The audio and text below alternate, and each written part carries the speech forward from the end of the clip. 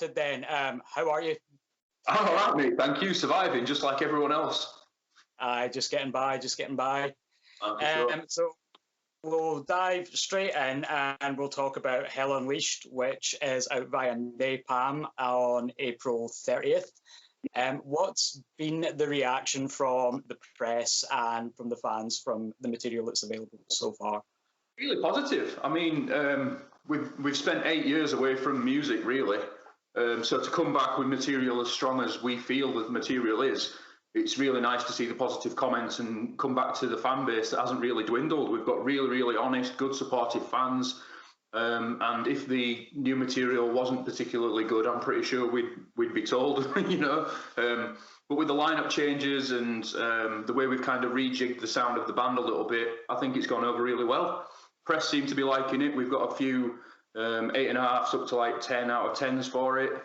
And we just can't wait for it to be out now. It's been a long time coming. Yeah, definitely. Hearing some of the material myself, I definitely agree. I think it's really, really good.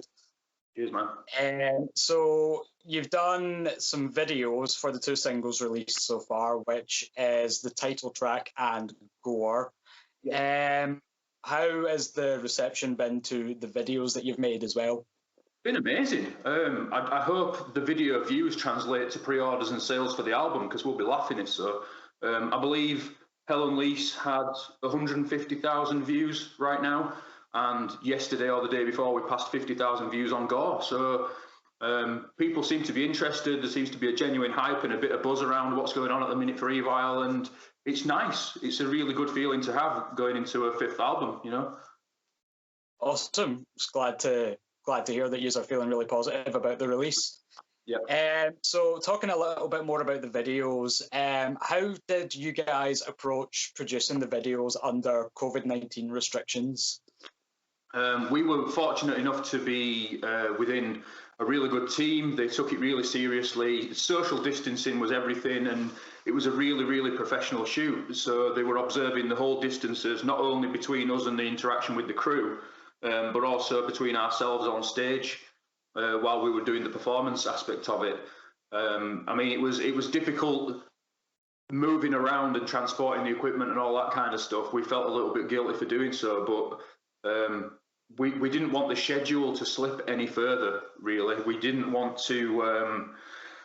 it's been 8 years, you know, and we got a schedule through from the label when they wanted to do things after we signed with them, and we didn't really want to make the album later than it already has been. So we kind of did everything we could in our power that we felt was necessary whilst remaining safe in order to get the videos done. Like I said, the guys doing the shoot were so professional, and they accommodated everything. Every aspect of it was thought about, checked, rechecked, and safety was paramount. So we all felt really secure doing it. Awesome. It's good to know. And also further extending from the videos, how was it producing the full album for Hell Unleashed under lockdown? Difficult, very difficult. The songs have been kind of fired around the internet for, about 6 or 7 months at least, while we're getting the final aspects of them tweaked and things like that, sending over different versions of files and can we just alter this bit, change this, how about if we do this differently? Whereas that kind of aspect of it can get sorted out in a rehearsal room within like a few hours or, you know, a couple of days at tops. So it did lengthen the process somewhat doing it that way, but obviously, you know, like I said before, safety is paramount, so you just kind of do what you have to do. In terms of prepping for the studio, all the rest of the guys have got guitars and setups in the house and stuff like that. There's only myself that doesn't have a drum kit at home, purely because of the nature of the type of kit I play. So getting to the rehearsal room and me getting myself trained up to spec didn't happen until probably around August time, where I just got myself in a studio and I was drilling like 6 to 8 hours a day, just trying to get myself tight behind a kit, because I hadn't played for probably about 9 months. It was almost alien going back and sitting down behind a drum kit. I kind of injured my hand really badly a couple of years back, and the technical fast playing style I'd not really had to do up to going into the studio. So it was a test in that regard, but it was also like a mental test as well to make sure I could actually remember how to play drums. You managed to get there in the end. I did, yeah. I mean, I recorded the drums this time around quicker than I've ever recorded drums on an album. I did it in 3 days, out of an allotted 5. So I think I pulled it out of the bag, and I'm proud of what we've put down this year. You know, it's a great album, so it's a really strong performance from everyone on it. So Definitely, it sure sounds like it. yeah, man. Yeah, so for Hell Unleashed, there's quite a few personnel changes going from Five Serpents' Teeth and Skull. You've now got All's now the front man. You've got Adam on guitar, and you've changed producer from Russ Russell to Chris Clancy. Were there any new ideas in the approach to writing and producing the album with these new personnel involved? No, I mean, the work dynamic between All and Matt's always been there. All's always been the guy to kind of tweak ideas and polish them. And the fact that he's moved to the front of the stage now instead of just playing lead, it just means that we've got more of a spearhead in terms of the creative process now. Adam's a very creative person. He's got his own band called Riptide, who are an up-and-coming band from Yorkshire, very much like we were when we first started out. They're hungry, they're passionate for it, and they're great musicians. So Adam brings that kind of youthful exuberance and passion and dynamic playing style to the band, and he gives us like a kick up the arse as well with his enthusiasm, you know. So all we've done really is strengthen the key parts of the band. Always been the songwriter, and now it just gives us more of a platform with everyone's kind of in the same mindset of just going forward and making the ball get bigger and bigger, you know, with like the snowball aspect of it. We're all in a positive place this time around. In terms of producing, we did want to work with Russ, but after so long, his studio wasn't available. He had some renovation work done with his studio. I believe he completely ripped every aspect of it out and was in the process of installing it when the time frame came up for us to be able to record. So that option was kind of closed off to us, and we kind of had to reevaluate what we wanted to do and who we wanted to do it. We got the opportunity to work at Andy Sneap's studio called Backstage Studios, and Chris was available. He knows how we work, he knows the sound we were after, and the benefit of that was working in Andy Sneap's studio is that Andy was sometimes on hand to kind of give mindful criticism, shall we say. Yeah, he was very constructive, really positive to be around, but if something wasn't quite right, instead of coming in and taking over, he'd make a little sarcastic comment and then disappear, and it'd be like, oh yeah, he's right. So we got the best of both worlds, I think, this time around. That's brilliant. It's worked out really well then. Yeah, definitely. It's a really, really good, strong sounding album. It's got the kind of feel of Enter the Grave in terms of its like rawness and that open analog kind of sound to it, the old school kind of vibe. But Chris has managed to get a really tight, crisp, modern production on it as well. So every little aspect of the playing performance side of the album really shines, I think. So yeah. So looking at some of the sound on Hell Unleashed, Evile's always kind of had like a little bit of a death metal edge to the thrash. It's quite prominent in some songs in the past. That feels quite amped up on Hell Unleashed. So was that kind of consciously thought of, or did it kind of come naturally in the writing process? Yeah, I think this time around, I mean, it's a culmination of a lot of things all coming to the same point, really. Like the time we've spent away and the frustration and the pent-up aggression that we've all had in not being able to have a creative outlet. The songs reflect that, you know, the want and the immediacy and the kind of intent behind it. We've always been capable of that faster, thrashier, almost deathy kind of production qualities and that kind of songwriting. But it was definitely a conscious effort this time around to make something that really stood out and slapped you in the face. And yeah, there's some tracks on the material that, on the new album that's, it's pretty much the fastest stuff we've ever played. It's the most technical stuff we've ever played. And while we're still capable of changing down the gears and doing really like big, fat, heavy, weighty, this time around, we just want it to be like a really quick smack in the face to everyone. Like, there you go, have this, see you later. Yeah, all kind of goes for the jugular in approximately 4 minutes or less. Yeah, very much. We just wanted to get to the point quicker. You know, after 8 years away, you can't then come back writing 12 and 13-minute opuses. It'll just go over everyone's heads, and you know, people change. You know, the people's way of life changes. They don't have time to sit around and listen to that kind of material anymore, I don't think. So the quicker you can get to your point and the accessibility of the aggression, so to speak, it's the key, I think, and I think we've delivered it this time around. Yeah, definitely. It comes across that way. So looking at some of the songs, you've got one song which is The Thing 1982, which is a homage to obviously the cult classic film of the same name. It's not really the first time you've done something like that. You've got the song about Rambo, First Blood.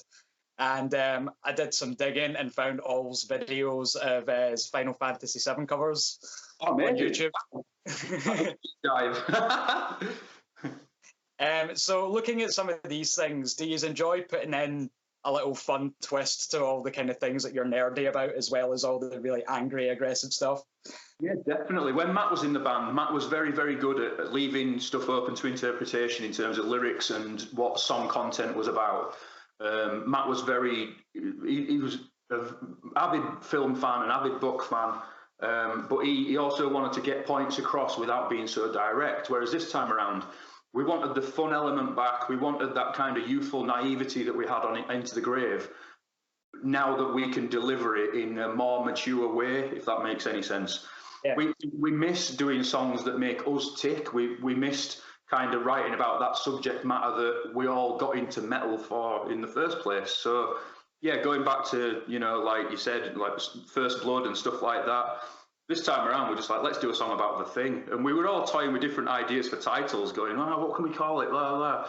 We just thought, let's just call it The Thing. Yeah, it's what it's about. So just be as blatant and as direct as that, and that's how it happened. But we certainly have missed that thing of playing songs that we love playing in a way that we love playing them about stuff we love. Yeah, we'll always try and tie it in with comic books and computer games and movies and stuff like that. I mean, Hell Unleashed, it's about Doom, It's I didn't get that one. Yeah, so we're trying to not reinvent the wheel for ourselves, but we're just trying to revisit the stuff that we love doing to start with. Yeah, and it very much works well with the kind of no pretense of the rest of the material on the album, just The Thing. It is what it is. So we'll talk a little bit about Napalm. So obviously you're kind of new to Napalm. You signed last September. How did that come about, and what plans have yourself and the label got going forward working together? Well, from what I gather, Napalm have always been big fans of Evile, and I think a lot of labels appreciate our work ethic. What you see is what you get with us. We wear our heart on our sleeve, and we're a very kind of honest bunch of guys when it comes to how we want to work, where we want to play, the amount of shows we want to do. There's no bullshit with us, So I think when we delivered the fourth album with E-Rate Records, we didn't really have a plan of what to do next, which is why we kind of went into that self-imposed hiatus and a bit of a limbo, and why personnel changes happened, and a bit of what are we doing with ourselves, really. We didn't really know. But that want to do it never went away. It just kind of got buried under real life stuff. So that was a nice time for stuff to develop as adults with real life situations. Yeah. When it kind of got out public that we were working on a fifth album and we were serious about it, there were a few labels interested, but I think Napalm work very much in the same way as us. It's very friendly, very easygoing, very passive. They've obviously got an expectation of what they want from us in terms of units being sold and everything and getting the album out. But at the same time, they understand where we are in our career, and now that we're trying to facilitate the big comeback, so to speak, they're being really, really proactive in everything. They've been so amazing with us in terms of the outreach and the visibility of the band as a brand. They're getting us out there so much, and after so long off, it's kind of unheard of. A lot of bands have formed and dissolved in 8 years. Some bands don't have that much of a run. So for us to still have a road to explore with a new album run, with the kind of weight of a label of Napalm's quality behind us, with some of the bands they've got on their roster, they've made careers. Think of bands like Ginger and like that. They've worked wonders for those kind of bands. So if they can do the same for us, everyone's a winner. Yeah, so things are looking like it's very bright going forward then. Yeah, definitely. Yeah, so bright. Brighter than they ever have been for us, I think. Awesome. Glad to hear that. So lockdown measures overall have kind of made touring an impossibility for bands. So with the exception of the new album and Napalm, what other ways have you managed to maintain interest and interaction with the fans for Evile? Well, all's a key factor in this. His online presence has soared. He's doing his Twitch stuff. He's doing his streaming. His visibility as a guitar player in his own entity has skyrocketed. You know, he's mentioned in the same breath now as people like Marty Friedman and Dave Mustaine and people like that. And he has got that extraordinary level of skill. But the fact is, he's also got a decent sense of humour, and he's a very kind of wholesome family dude. And that all comes across in his persona. And if that kind of marries with what the band's trying to do in our honest delivery and our approach to things, then it's a perfect other outlet for Evile to explore. I don't think we're the type of band that could get over by doing live streams or anything like that. I think we prefer a room full of people getting all sweaty and people feeding off the energy of the band, and also in turn we feed off their energy. Over a recorded gig or something, I don't think it would work. It'd just feel like a paid rehearsal, you know. I don't want to ever exploit fans in that way. I don't think we need to do that. I think the time will come where we're in a room with all the fans, and that'll be the payoff for us, definitely. But online, it's just a case of keeping the ball rolling. To a certain extent, like spamming people, reminding people that we exist. Because of lockdown, we can't do much else. So online visibility of the album coming out, making sure people are reminded to pre-order it in the next couple of weeks. You know, as a comeback album, we really want it to do well. We want it to be successful, and we want it to stand in good stead going forward. The thing that a lot of people don't realise is that first week sales really drive a band going forward into their career, because it's something that other labels, or for, you know, your second and third album on a label, will always be referred back to. On Skull, I don't think it was pushed to its full extent. We were so proud of that album, and it was kind of like a pinnacle of where we were at the time. And it fell flat for some reason. I don't know what happened. I don't know whether it was a case it didn't get pushed, or there weren't the creative outlets for gigging and touring. But we want to just blow that album away in terms of numbers this time. Yeah, definitely. You can see that with some of the things that I believe Napalm have had you do. Like, I've seen you have done your little like 10 tracks that have influenced us for each of the band members and stuff. So it's cool you've been able to kind of reconnect with just fun little things like that as well. Yeah, it's all about engagement, and the joys of like social media and the online platform is that everything's really accessible. We're, like I said before, we're just normal guys, just dead normal human beings. And you know, if you see us in the street and you want to have a chat, come up and have a chat. You know, there's no snobbery, there's no ego. And I think in a day where every one of your idols is online, you should be able to have that level of interaction with them. And if you can engage with your fans on a base level as friends and just have a friendly chat, that only translates into bigger and better things going forward when you get to a gig, you know? Yeah, of course. So while you have all been stuck in your houses, with the exception of working on Hell Unleashed, has that given each of the band members time to work on other projects or other kind of things that interest you outside of the band? It's been difficult, not going to lie. What can you do? Everyone's kind of trapped, aren't they, until governments and things become, you know, government sees up and things become a little bit safer. I'm trying to think what I've been doing, really. It's been a bit like Groundhog Day for myself. Yeah. Sure, the rest of the guys have been working on other stuff, because like I said, Adam's got his other band, Riptide. Joel's had the capacity to work from home, I believe, anyway, and so has All. But like I said, the rest of those guys are all tied up with kids, by the exception of Adam. So I'm pretty sure they've been busy in other ways. Me personally, I've got really, really good at playing guitar a little bit, more than I ever have been. I've been dabbling with tweaking bits of my drum kit and tweaking bits ready for when I go back on the road. Just getting things in place so that it's not to worry about later down the line. Yeah, just planning ahead. Maybe we can maybe expect some new sounds in the future, some more riffs from you. Yeah, for sure, man, for sure. It's like it's always a constant work in progress. There's always a horizon to chase, and just because we've just done album 5 doesn't mean to say that we're not already on working with ideas for album 6. You know, so watch this space. Oh, definitely. We definitely will. So after doing a little bit more digging as well, I found that yourself, you're now a verified artist with paste symbols, and all Adam and Joel now have signature guitar and bass picks as well from Windspear Instrumental, I believe. Yep. How did you guys get these partnerships to come about? Well, I've been endorsed by various drum companies since about 2007, and it's taken me all my life really to get to that point. And it's just a case of working hard, getting your head down, and hopefully noticing that someone notices you're working in that way. Like I said, work ethic is everything. I'm not the sort of person that plays competitively, if that makes sense. A lot of guys, they set their own YouTube channel up and they set their own Instagram thing up or the Twitch feed or whatever, and it almost feels like you're in a competition in and amongst other drummers, you know. And I'm self-taught. I don't really have that much theory side inside my brain when it comes to drumming. I just sit down and I play what feels right for the song I'm playing with any time, you know. But I play hard, I play with intent, and it's taken me a long time to get equipment that doesn't fail underneath me, that doesn't break easily, that I can really trust. So I use Mapex drums, I use Peisty cymbals, Vic Firth sticks, Evans drum heads, and I've recently acquired some Trick Pro 1V kick pedals. And all of that gear I fully 100% trust in.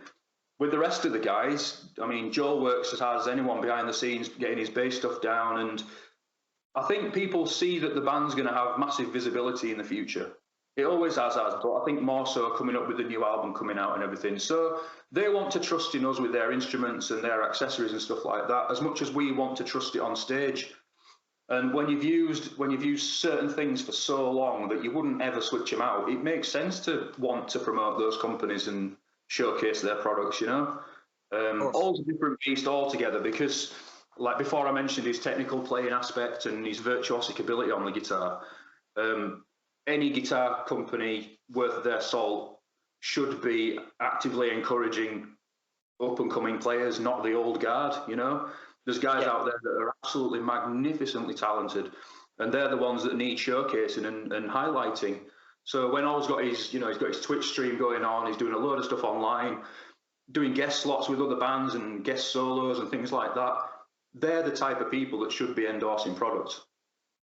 It's just a case of work ethic and getting the brand visibility out. Yeah, of course. Yeah.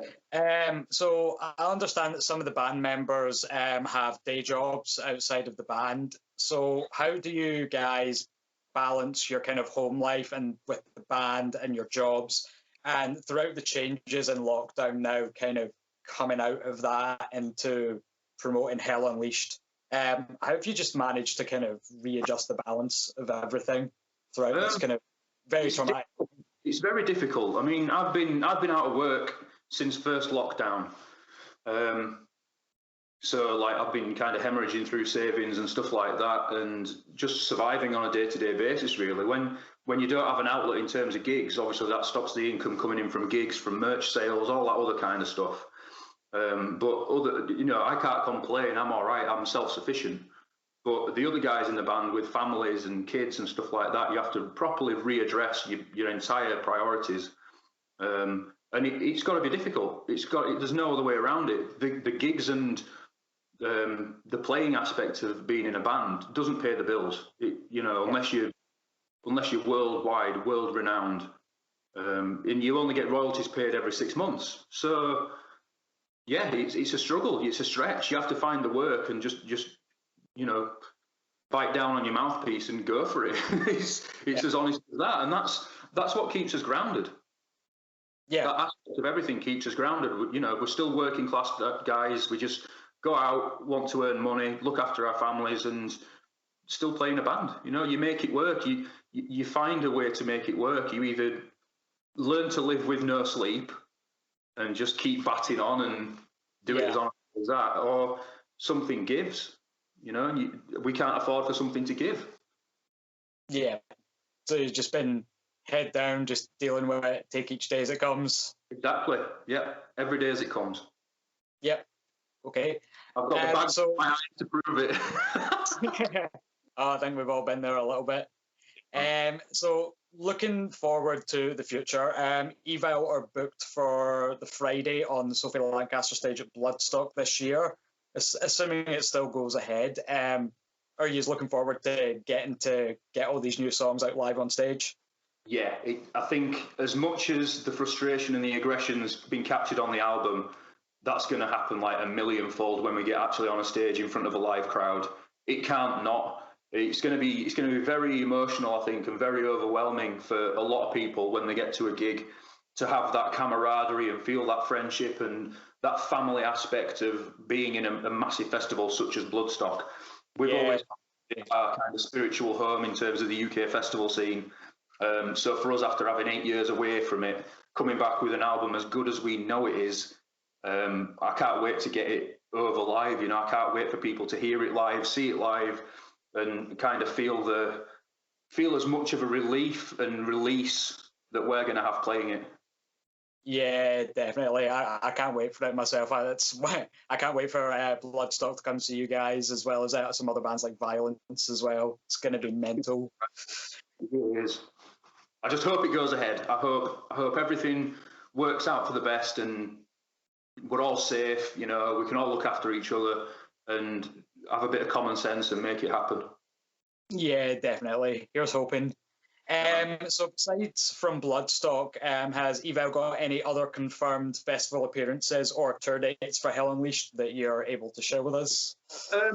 There's a couple of things that have been talked about, and there's a couple of gigs that are happening in Europe for us, but I'm reluctant to get excited about them to a certain extent because not only are bands from the UK compounded by what's going on with COVID and everywhere else, obviously, but we're also double compounded with what's going on with Brexit situation. So until the government takes its thumb out of its arse and decides what's happening with international touring, I don't think it's wise to book a full European run yet. At the minute, as it stands, it'd be a lot of a logistical nightmare for bands to go to Europe. Carnets at every border crossing and all that kind of stuff. I think they really need to address it when the country feels a bit safer. You know, when people can't just stick in the UK. And obviously, there's another angle. I went into this in another interview the other day. That there's so many grassroots venues in the UK that have struggled over lockdown. We were from that kind of heritage, you know, that kind of grassroots venue. How many of them are going to be left after COVID, you know? And a lot of the bands at our level are going to be all fighting for the same gigs within the same time frame. And how many of these venues are going to be able to come back and bounce back after COVID? So there's a lot of angles to see it from. And at the minute, I think we're just going to look at a short UK run as a headliner and then see where we can go with a bigger band 2022. Yeah, that makes sense. Just kind of want as many people at the gigs as possible, but it's got to be safe. It's got to be safe. Yeah, of course. So we'll wrap this up now. Besides everything that you've mentioned already, what are your immediate kind of future plans for Evile, given the situation that we're in right now? Like, what can you plan for? Well, I think what's going to happen is the album's out April 30th, and then Bloodstock is mid-August. So within that time frame, we're going to hopefully see the album go from strength to strength. It's going to be out just long enough for people to get the new songs in their heads ready for Bloodstock. If we have a really kick-ass killer performance at Bloodstock among our peers and other bands and stuff like that, I want people to recognise that we're a viable thing again. You know, the snowball of Evile is just going to get bigger and bigger. So planning tours in the future with, you know, like Megadeth, like we've toured with before, and people like Machine Head, Exodus, people like that. If we can jump on someone else's bigger tour, play to bigger fans, different territories that we've not been to before, like Japan, Australasia, South America, all these places where Evile hasn't traditionally hit. I think once we start doing that with the backing of Napalm, I think things will just get brighter for us as the year goes on. But it's all about where we're going to be allowed to play and if you're allowed to travel and all that kind of stuff. So in the near immediate future, get the album out, do Bloodstock, and then readdress from there. Yeah, makes sense. Yeah, well, that's brilliant. Thank you very much for your time.